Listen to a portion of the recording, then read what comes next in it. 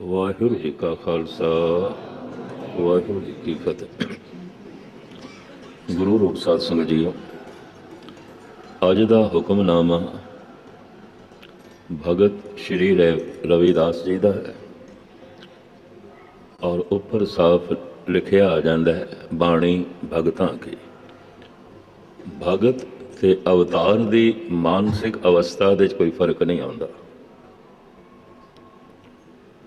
ਲੇਕਿਨ ਕੀ ਫਰਕ ਹੈ ਕਿ ਇੱਕ ਨੂੰ ਅਸੀਂ ਅਵਤਾਰ ਕਹਿ ਦਿੰਦੇ ਹਾਂ, ਪੈਗੰਬਰ ਕਹਿ ਦਿੰਦੇ ਹਾਂ, ਗੁਰੂ ਕਹਿ ਦਿੰਦੇ ਹਾਂ, ਦੂਜਿਆਂ ਨੂੰ ਭਗਤ ਕਹਿ ਦਿੰਦੇ ਹਾਂ, ਪੀਰ ਕਹਿ ਦਿੰਦੇ ਹਾਂ। ਇਸਲਾਮ ਦੇ 'ਚ ਵੀ ਇੱਕ ਨੂੰ ਪੀਰ ਕਹਿੰਦੇ ਨੇ, ਇੱਕ ਨੂੰ ਪੈਗੰਬਰ ਕਹਿੰਦੇ ਨੇ।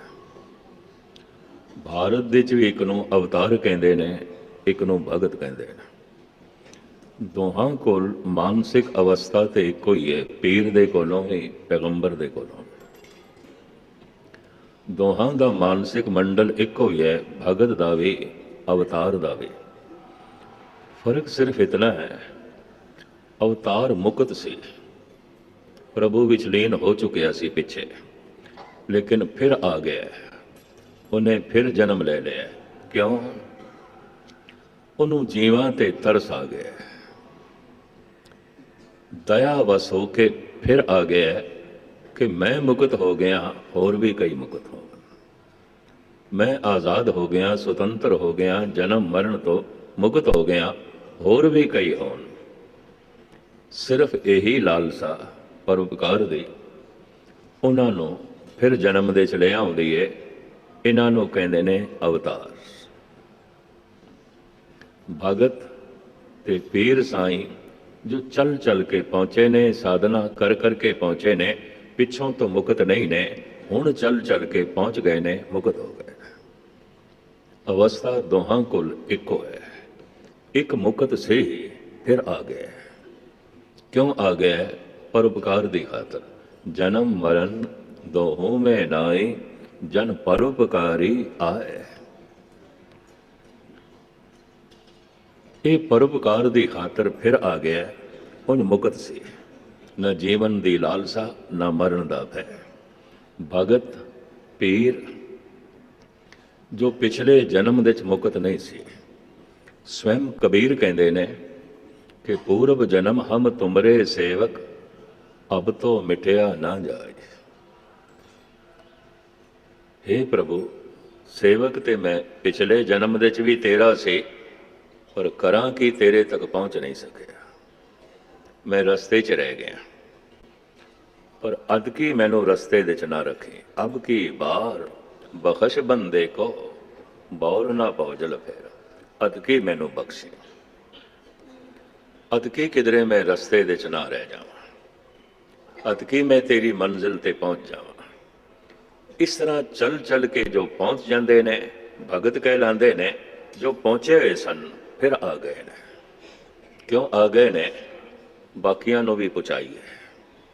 ਬਸ ਦੋਹਾਂ ਕੋਲ ਮਾਨਸਿਕ ਅਵਸਥਾ ਇੱਕੋ ਹੀ ਹੈ, ਦੋਹਾਂ ਕੋਲ ਪਰਮ ਆਨੰਦ ਹੈ, ਦੋਹਾਂ ਦੇ ਹਿਰਦੇ ਨਿਰਵੈਰ ਨੇ, ਸਮਦ੍ਰਿਸ਼ਟ ਨੇ। ਦੋਹੇ ਮੁਕਤ ਹੋ ਚੁੱਕੇ ਨੇ। ਇੱਕ ਮੁਕਤ ਸਨ ਤੇ ਆ ਗਏ ਨੇ, ਇੱਕ ਚੱਲ ਚੱਲ ਕੇ ਮੁਕਤ ਹੋ ਗਏ। ਜੋ ਚੱਲ ਚੱਲ ਕੇ ਇਸ ਜੀਵਨ ਦੇ ਜੋੜਾ ਉਸਦੇ ਕੋਲ ਹੈ, ਮੁਕਤ ਹੋ ਗਿਆ, ਭਗਤ ਪੀਰ ਸਾਈਂ ਹੈ। ਪਰ ਜੋ ਮੁਕਤ ਸੀ, ਹੋ ਗਿਆ ਸੀ ਪਿਛਲੇ ਜਨਮ ਵਿੱਚ, ਲੇਕਿਨ ਫਿਰ ਆ ਗਿਆ। ਫਿਰ ਕਿਉਂ ਆ ਜਾਂਦਾ ਹੈ ਸੰਸਾਰ ਦੇ 'ਚ? ਬਈ ਮੈਂ ਮੁਕਤ ਹਾਂ ਤੇ ਹੋਰ ਵੀ ਮੁਕਤ ਹੋਵਨ। ਆਪ ਮੁਕਤ ਮੁਕਤ ਕਰੇ ਸੰਸਾਰ। ਆਪ ਤੇ ਮੁਕਤ ਹੈ ਹੀ।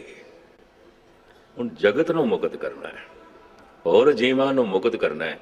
ਇਹ ਪਰਉਪਕਾਰ ਦੀ ਤੇ ਦਇਆ ਦੀ ਬੜੀ ਪ੍ਰਬਲ ਭਾਵਨਾ ਇਹਨਾਂ ਨੂੰ ਜਨਮ ਦੇ 'ਚ ਲਿਆਉਂਦੀ ਹੈ। ਉਂਝ ਜੀਵਨ ਦੀ ਲਾਲਸਾ ਨਹੀਂ ਤੇ ਮਰਨ ਦਾ ਭੈ ਨਹੀਂ। ਜਨਮ ਮਰਨ ਦੋਹੋਂ ਮੈਂ ਨਾਈ, ਜਨ ਪਰਉਪਕਾਰੀ ਆਏ। ਮੈਂ ਫਿਰ ਦੁਹਰਾਵਾਂ, ਜੋ ਚੱਲ ਚੱਲ ਕੇ ਪਹੁੰਚੇ ਨੇ, ਸਾਧਨਾ ਕਰ ਕਰਕੇ ਪਹੁੰਚੇ ਨੇ, ਪਰ ਮੁਕਤ ਹੋ ਗਏ ਨੇ। ਅਵਤਾਰ ਤੇ ਭਗਤ ਕੋਲ ਮਾਨਸਿਕ ਅਵਸਥਾ ਇੱਕੋ ਹੀ ਹੈ।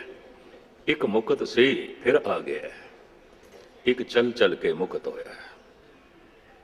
ਤਾਂ ਦੋਹਾਂ ਦੀ ਮਾਨਸਿਕ ਅਵਸਥਾ ਇੱਕੋ ਹੈ।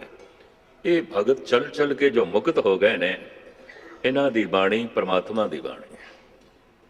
गुरु रामदास जी महाराज ते आप कहते ने, सुर नर तिन की बाणी गाए, कोई ना सके मिटाई। देवी देवते भी गायन करनगे, मनुखां दी ते गल छड्डो, ये मुक्त ने।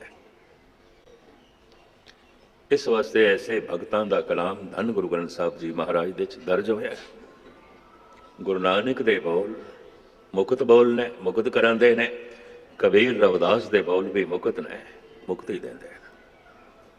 पर एक अवतार दे बोल ने, एक भगत दे बोल ने, एक मुक्त सी लेकिन फिर आ गया लोगों को मुक्त कर लई। सुनी पुकार दातार प्रभ, गुरु नानक जग माए पठाया। जाओ, दया वस होके फिर आ गए ने अवतार, पैगंबर, गुरु। लेकिन चल चल के मुक्त हो गए ने भगत ने। इस्लाम ने भी वंड की हुई है, पैगंबर है, ये पीर साई है। साडे देश ने भी वंड की हुई है, ये अवतार है, ये भगत है। पर मैं फिर अर्ज करा, किधरे ऐसा ना समझ लेना किधरे मानसिक अवस्था में फर्क है, नहीं है। अगर फर्क है तो अजय मुक्ति नहीं है, फर्क नहीं है। मानसिक अवस्था एक ही है। हुण मैं होर ना लमकावा, जैसे रविदास कहते हैं, बहुत जन्म बिछरे थे माधो, ये जन्म जो हुण मेरे कोल जीवन है, ये जन्म तुम्हारे लेखे। बहुत जन्म मैं बिछड़िया रहा, क्यों? जीवन का लक्ष्य मैं कुछ होर रखता रहा। पर ये जन्म तुम्हारे लेखे, इस जीवन को मैं लक्ष्य बनाया है, तेरा नाम तू ही मेरा लक्ष्य है। इस जीवन की मंजिल तू ही है, बाकी जीवन मैं मंजिल होर रखता रहा। ठीक है, तेरा नाम जपदा रहा, पर मंजिल कुछ होर। पर यह जन्म तुम्हारे लेखे, ये जीवन, ये जन्म हुण मैं लक्ष्य रखे है तू, तेरे लेखे। पहुंच गए रविदास भगत। इन्हां कोल भी वही अवस्था है जो अवतार दे कोल होंदी है। ये पीरां कोल भी वही अवस्था है जो पैगंबरां कोल होंदी है। पर एक चल चल के पहुंचे है, साधना कर करके पहुंचे है, एक पहुंचे होया सी फिर आ गए। उम्मीद है गल पकड़ विच आ गई होगी। ये शब्द भगत रविदास जी महाराज का जैसे राग दे उपर मंगला चरण भी है, एक ओंकार सतगुर प्रसाद।